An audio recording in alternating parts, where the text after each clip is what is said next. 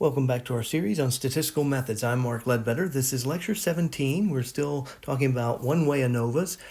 This is part 9 of chapter 3, and we're going to talk about a different type of model.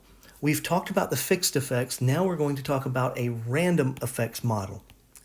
And just to remind you, we have the same procedure for the random effects as we do for the fixed effects, but the assumptions are very different and how we think about this is very different.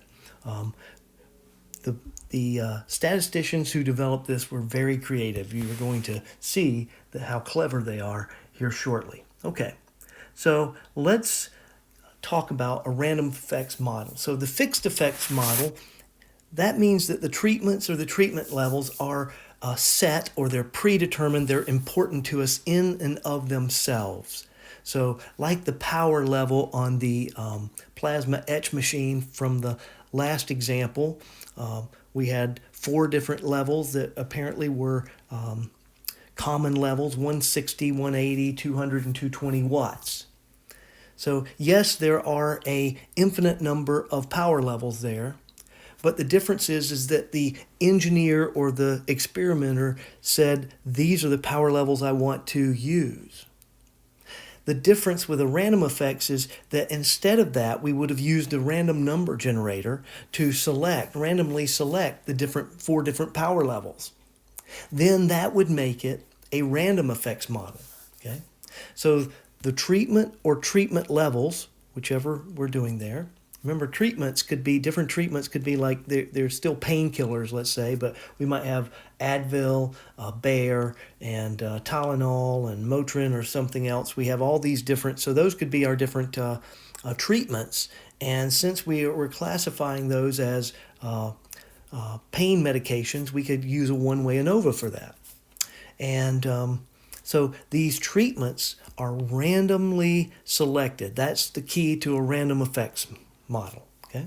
And they're randomly selected from a larger pool of possible treatments or treatment levels. In other words, there are a large number of possible treatments or factor levels. The A factor levels are randomly selected, and then the inferences are made about the entire population of factor levels, not just the ones that we've randomly chosen. With the fixed effects, we were specifically interested in the inferences about that individual treatment mean.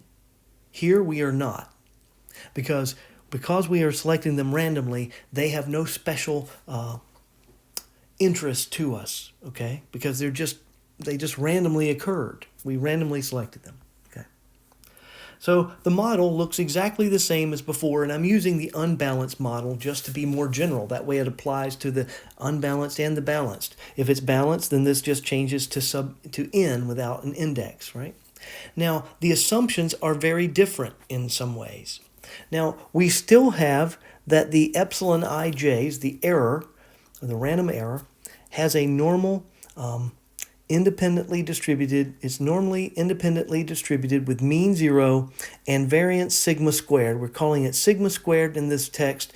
A lot of texts call it the sigma e squared, because to let you know it's for the error, because now we don't just have one variance, we have 2 variances. Because the tau sub i's, the treatment effects, are now a random variable because we randomly selected these different treatment levels so that their means are now a random variable instead of a fixed effect. So we no longer have the assumption that the tau I is equal to 0. That's no longer the assumption here.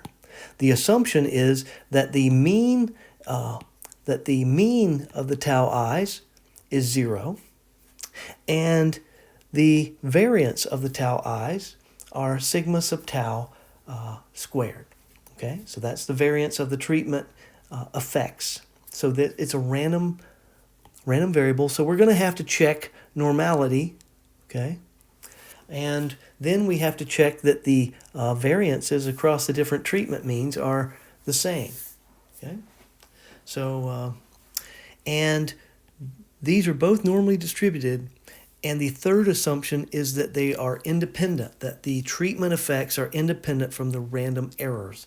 And this makes things a lot easier for us. Okay, So we're going to look at the expected value of y sub ij, just like we did in the fixed effects, but now it's very different. We have e of mu plus e of, so I've substituted in the equation for y sub ij, the model, using the effects model. So I take the expected value of this, and since the expectation is a linear operator, I can break it up across I can distribute it, if you will, across the plus signs. So I have the expected value of mu plus the expected value of tau I plus the expected value of epsilon ij. So remember that the mean of a normal distribution is its expected value. So E sub x is equal to mu. That's in general. And for tau sub I, that's going to be 0. This is the mean. This is the E of x, or E of, tau sub I. And then the same thing for the expected value of epsilon ij. We see right here that the mean is 0. So the expected value will be the mean, which is 0. So we have a constant, which is mu, plus 0, which gives us mu. So the expected value of y sub ij in this case is mu. In the fixed effects, it was mu plus tau sub I, or mu, or y, so mu sub I, okay? So now we're going to take the variance of this. So instead of the expected value, we have the variance of mu plus tau sub I plus epsilon sub ij. And remember that these are independent, so none of the covariances, and this is a constant, so none of the covariances are going to be anything other than 0, because the covariance of a constant with a random variable is always 0.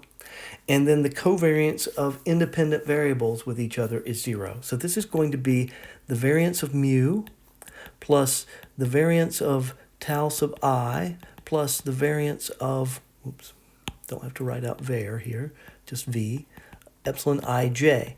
Well, this is a constant, so its variance is 0. So I'm left with the variance of tau sub I, which is sigma sub tau squared, and the variance of epsilon ij is sigma squared. The variance of each is listed in the assumption here. So, eraser's struggling for some reason. Okay.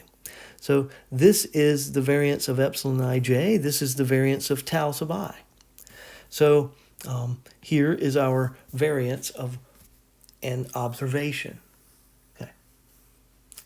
So for different factor levels, the observation, before we perform the experiment, or at any time, the observations in one treatment level are independent of the observations in the other treatment level.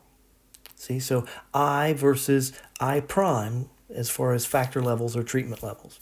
So of course, that's only true when I is not equal to I prime. If I is equal to I prime, of course, it's correlated or dependent upon itself. But observations within a treatment level are not independent, at least before we proceed, before we actually perform the experiment. So before we perform the experiment, we know that these observations are going to be related to each other. So the covariance, they are not independent. So we have the covariance between y sub I j and y sub I prime j prime. So any observation in the I prime level is independent of the ith level.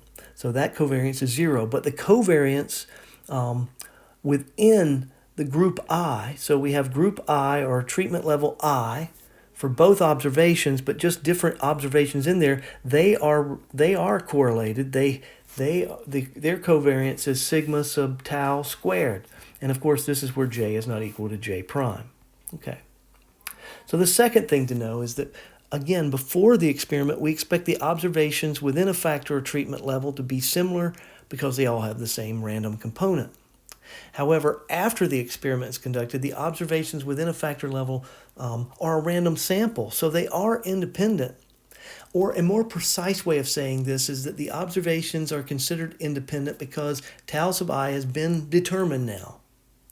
It has been determined, it has been selected, and the observations in that treatment or factor level only differ because of random error within that treatment level. So if they only differ because of random error, then they are independent. Okay. So because the random error is not dependent upon something in this case. So the random effects, we want to talk about the hypothesis test. So again, it's not meaningful to test the hypothesis about individual treatment means because they were chosen randomly. Those individual treatment levels, they're not really interesting to us by themselves. They just happened. There's nothing special about those treatment levels except that they're different than all the others. Okay, and because we are interested in the population of treatments, okay, we are going to test the hypothesis about the treatment variance instead. So before we would write in the fixed effects model, we'd write mu sub I equals mu sub j as our null hypothesis versus, say, mu sub I is not equal to mu sub j. Or with the effects model, we might say h naught tau I is not equal to, or is equal to, for h naught it's always equal, to tau j, versus h sub 1 tau I is not equal to tau j. But we don't care about those individual levels anymore. They're not significant. So we can't do this for the random effects. We have to use the variance instead. We want to know if there's a difference in the variances because we're looking at the whole thing. And so why is this the case? Why do we say that the variances are now important instead of the means? So if the variance for the treatment levels are all 0, then all the treatment levels or factor levels, they're identical. Okay? There's no difference between them if their variance is 0. In other words, the treatment levels have no effect on the outcome. So this is another way of looking at the problem. So again, as I said at the start, somebody was very clever to realize this, to look at this a different way when they ran into, hey, we can't look at the treatment means or they're not important by themselves. And then under the alternative, if the variance is greater than 0, then variation or variability exists between the treatment or factor levels. So they're not the same. There's something different about the treatment levels. So there's something of interest there. Okay. So we write our hypothesis, h naught sigma tau squared is equal to 0 versus sigma tau squared is greater than 0. So this is not t. This is equal to a Greek letter called tau, T-A-U. Okay, so we say it like ow. I don't know how. So almost like, but not tau, not toe, but tau. So it's pronounced like it's spelled. So tau. Okay, and that's usually what happens. We're phonetically trying, when we use different symbols in different language, when we translate them, we try to use the phonetics so that to name them so that we know how to pronounce them. So you just pronounce it T-A-U, tau, and you have it. Okay, but it's not a T, it's a tau. It's a Greek letter. Okay, the alternative is that the sigma sub tau is greater than 0. Our test statistic is going to be exactly the same test statistic we had before. MS treatment divided by MSE. Okay? And if you remember, the sum of squares error divided by the variance is a chi-squared random variable with n minus a degrees of freedom. That's true all the time under both H naught and H1, both under the null and under the claim. Now, for the treatment, so that was the error. For the treatments, only under the null hypothesis is this true. It'll be different for the alternative, and that is that the sum of squares for the treatment divided by sigma squared has a chi-squared is a chi-squared random variable with a minus 1 degrees of freedom. And so then we have that SST divided by sigma squared, which is the chi-squared random variable here, divided by its degrees of freedom, divided by the sum of squares divided by sigma squared. So that's another chi-squared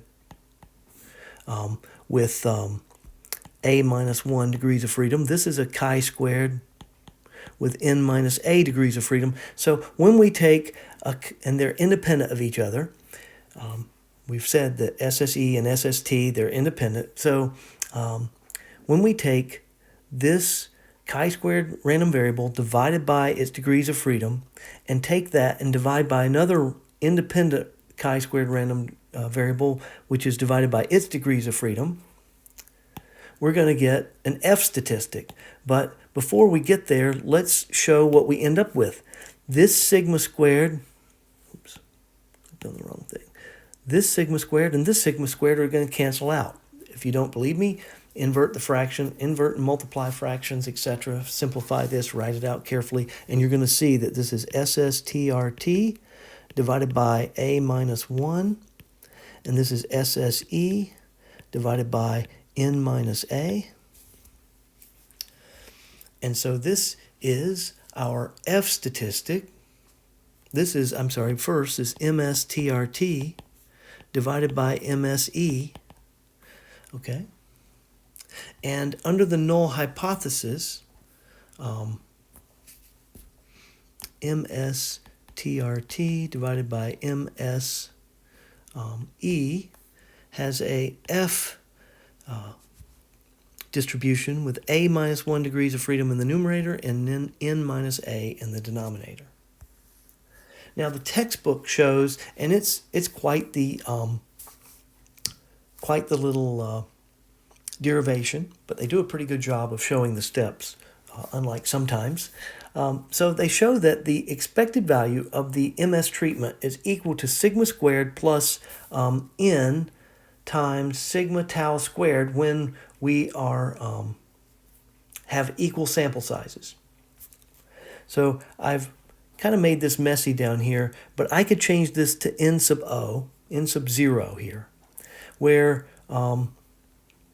n sub 0 is equal to this up here, unequal sample sizes, or n if equal sample sizes.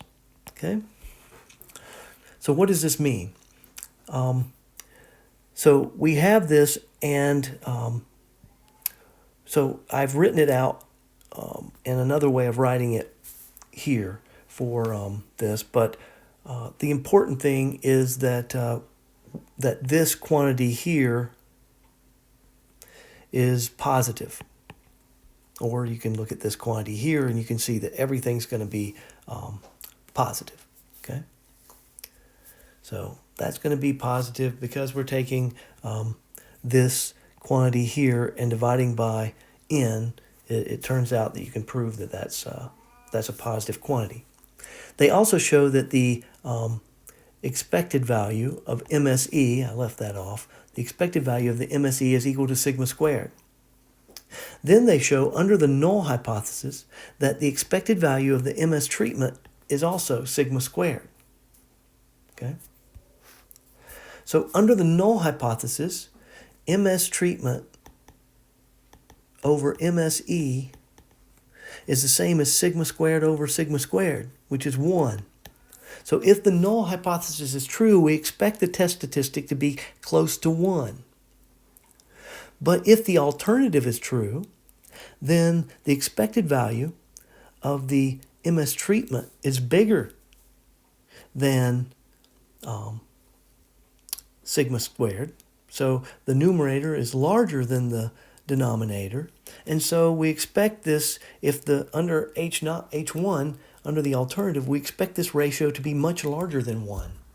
And if it's large enough, if it's bigger than our critical value,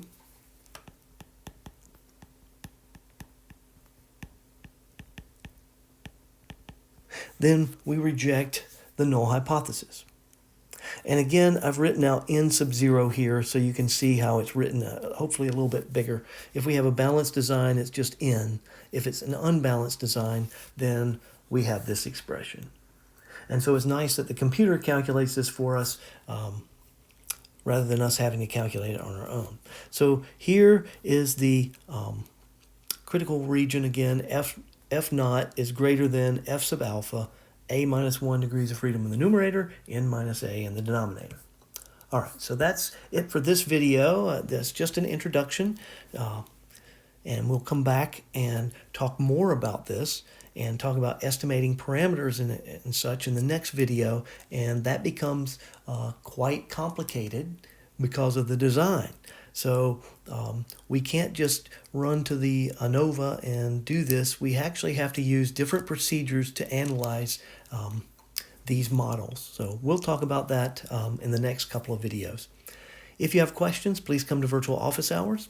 If you need help before you can come to office hours, then by all means email me, but please email me a copy of the question or a picture of the question and a picture of your work so far so I can see how you're approaching it, and I will get back to you as soon as it's possible for me to do so. Please take care of yourself, stay safe, because we hope to see you next time.